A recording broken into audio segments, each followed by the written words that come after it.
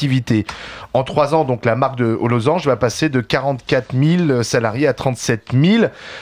Vous y croyez à cet accord et surtout, est-ce qu'on est face à des constructeurs qui seraient les plus nuls au monde ? 3216 rmc.fr pour réagir sur MC dans les GG. Bien sûr, si vous travaillez chez Renault, c'est le moment de nous dire comment vous envisagez les 2 ans à venir. Monsieur Sylvain Grandserre. Je trouve ça très violent pour les gens qui le vivent, parce que ce sont souvent des gens qui n'ont connu qu'une entreprise.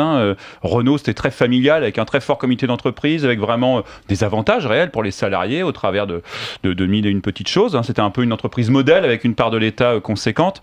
Et là, comme ça, on expose quand même des régions entières, des bassins. Je parle pour la Seine-Maritime, mon département. Nous, on a Dieppe, on a Renault Sandouville au Havre, et puis on a Renault Cléon près de Rouen. Ce sont quand même des bassins d'emploi très importants. Alors, comme tu le dis, c'est pas des licenciements secs, mais ça veut dire c'est pas des gens qu'on met à la porte. Ce sont des jeunes qu'on laissera à la grille de l'usine. Pour l'instant, il n'y a pas d'usine menacée. Non. Contrairement Alors, je suis un peu surpris par le tempo, même si je le comprends bien d'un point de vue tactique. On comprend, voilà, on est en train de nous parler actuellement d'accords de maintien de l'emploi, et dans le cadre d'accords de maintien de l'emploi, on va supprimer des emplois.